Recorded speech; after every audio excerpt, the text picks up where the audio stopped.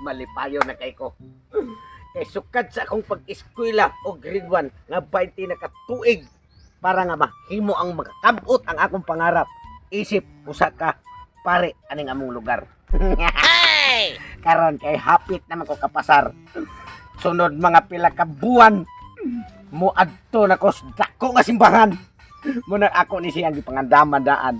Karon di aras ako sa kuang kapilya nga kagingkingan sa kawayan. Kay maunit pinakadabis nako nga kapilya para sa mga tao. Kay kahibaw naman sila nga ako bago nang nahuman sa pag-eskwela grade 1 college. Mauni karon nga nagsulob na ko daan sa akong umaabot nga unya pagwali og andam sa kumudawat sa tanang mga tao nga mukumpisal nako kay pari na ko.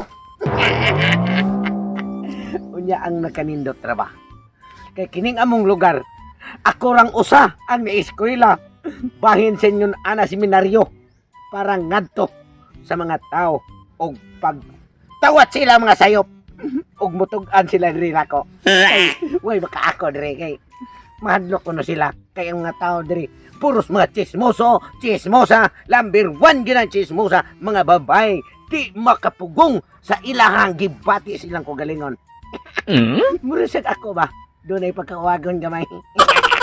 Pero karon kay ni eskwela naman ko mo na nga nakalampos naman sa karon hapit naman ko gibidismuhan sa upaw o gulo nga mao si Ernesto Muka.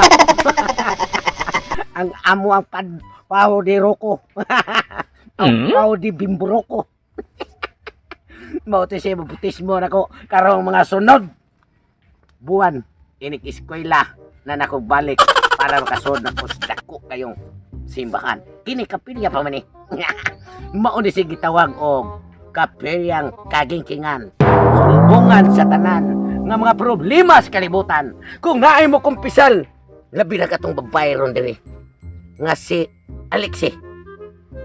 Mao ni pinakabanggitan nga babae.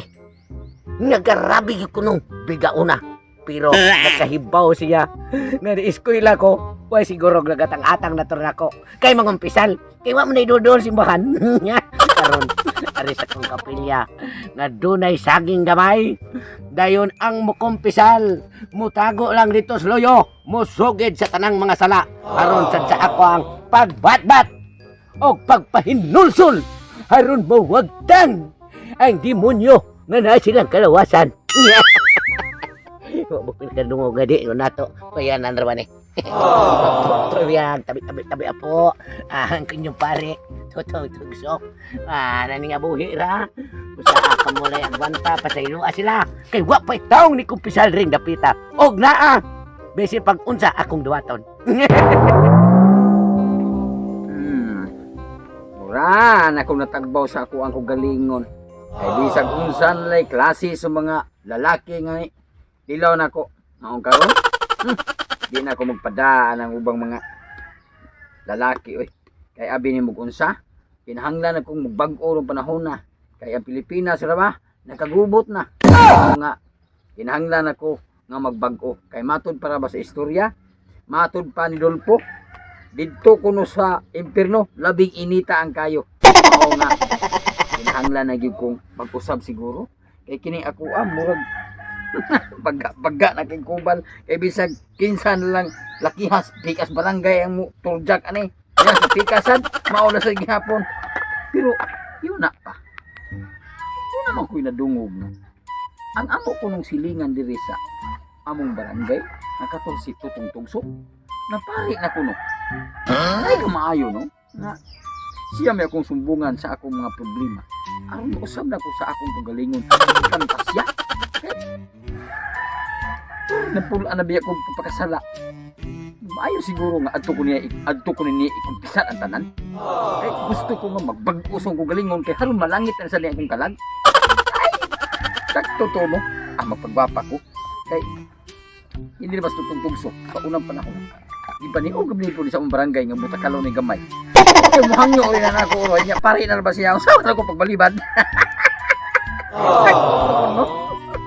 Tan-aw na to ning tutong-tugsok siya pagkapare ug di bagi matintal na ko kagwapa. Kay kini ra ba tutong-tugsok? Ug makita ra mo ni siya babae, mausap ang iyang pagka Diyos nun. Oh. Mahimong butakal. Karon pa ko kadungog ang istorya ha. Nga si tutong tugsok day, napari siya bisag 20 ka tuig siya pagkagraduan. Ning adto ko kana asa napitan ng kwan si pare, nag-eskwela sa pare. Ning adto ko sa dito, unya. Nahimo na ko ng pare, pero wa siya parokya gihatag kay grabe pagkabutakala. Bino, atong suwayag tintal ning atong pare nga si tutong tugsok. Tinuod ba gid siya nga nag-graduate na iyang kurso? Sakto tuod. Mamik magpabapa ko mayo. Eh bukan ako sing tintalo ug sa kutob ang iyang pagkapare. Ako ni disisag mayo ako. Naong magpabapa ko maayo, oo niya ako siyang adtuon sa ilang lugar ug asa sa bitang butangon. Ay, nagtutuon. Kagwapa na nako. Karon panahon na nga akong adtuon si abay tutong tugsok nga mao'y pare nga bag-o nga biti ka tuig nag-eskwela sa iyang kursyo. Tan-awon taron bay ug tinuod na magig ka nga graduate sa imong pagkapare. Para kay ko. No, no, no, no.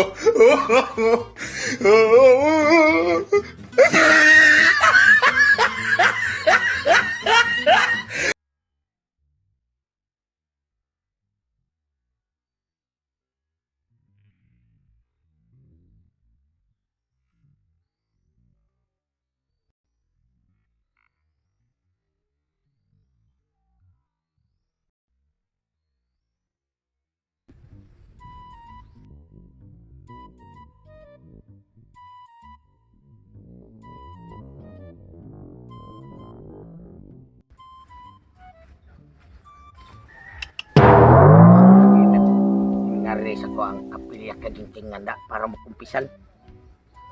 Uy, damay usa ka chicks nga nangari.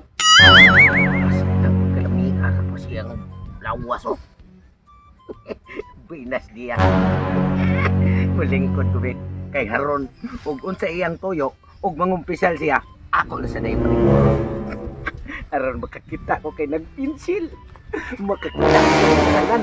Kiporti pa kaputiaw. Tigayon na niya. Wa ang ato ang pagkahilig ug mga putik pa. Wow na. Ay padin. Uy, kanang ay iha, unsay tuyo? Padir padir. Ibaw man ako padir nga kanaang kuan man kuno, ikaw man kuno ang kanaang nahimong pari ning atong barangay. Unya ibaw biya ka. Ako ba'y pantasya sa mga kasalanan? Ay, sakto gika. Wa ka masayop sa imong gituhuan iha. Yun na pa. Mintras nga miro pa man imo ni kumpisal no. O padir. Sa ato pa kay ni duol man ka, kay bawo mo gikang pare ko, mangumpisal gika. Yes padir. Sige. Isugid ang imong mga sala iha kay ato ang ay, ako mga sarap mga padir, sukat ako sa mga padir, wagi lalaki padir, kasi patong mo sa ako na maibog padir. Oo. Bisan pag naibana padir, mo patong yun. Mao ba? Agrabe ni sa ginila dahil dikorika aw sa nagdikuraw sa May nangyana asawa na. padir, mo patong sila padir, kaya ba, bigaw mo sila mga lalaki san. Mao Kaya ba? ako sa padir, sa bigaw na sila ko padir. Sus, dukirok nila sila pareha sa nimo usa kang babae. Maumaosan mig dugo di ay. Kay Oo, ug pati. mahimo kung kanang imong kanyag ug dili kita ka masuko, may tay patong pero dili sa ko kay pare naman koron. O padir, Kanang isigid pag yun ang uban nimo mga sa. ako padir, kanang dikat pag ganit tao ko sa mong silingan padir. Si Mari nilakaw man, Jesus, si pare pa akong gihuong dito. Aduy, kagilo. Ang kanang karon kay nakasulti naman kasi imong sa ihano. Mo padir. Kanang pwede ko mangutana kinsa ganito imong pangalan kay nakakumpisal ka naman unya wa mo ko kailas imong pangalan aron sa akong pagbedisyon sa imong mga sala. Akong pangalan padir si Alimukay. Oy, Alimukay. alimok kay? Di ba Alexi? Dili Alimukay. Alimukay. Sige, alimukay. Kay nagtuo kog ikaw si Alexia ning atong baryo, nga garabi kabigaon kaayo. Alimukay ko pader kay kusugi ko mulikay. Mao ba di ay sige. Karon alimukay, ako anang pagabindisyonan ng imong mga sa utruhan na ang imong mga bisyo nga magpatungtong kang mga bana nga nay asawa kay delikado kay na sa sira. Unya ba ang buganan imbis ni pikot ni buka na daan tungod kay bigaon ka man. Awa pa ko kasiguro pero parang malangit gid ka. Mangutan ako kay panganar may imong gitugan. O pader. Alexay. Kinsa may imong apelyido? Unsa imong apelyido? Ang akong apelyido pader kana ganing haluk-halukan nimo sa matag adlaw pader. Kana imong haluk-halukan sa matag adlaw pader mao na akong apelyido pader. Mao ba? Apelyido. Ay, ang imong apelyido Bisong di ay. Bangas ka pader. Mas na impierno pa patingin ka nako. Ngano man? Sa pader ay, usay bisong ang akong apelyido pader. Cruz, Cruz akong apelyido, Cruz. Dili bisong. Bukasala nimo pader. Di ka na ay. Tanawang bigaon nga alikay. Naunahan og mga tana. Ang pari labaw pang perting gaon na. Og syok gud ni anda mo kulit-kuliti.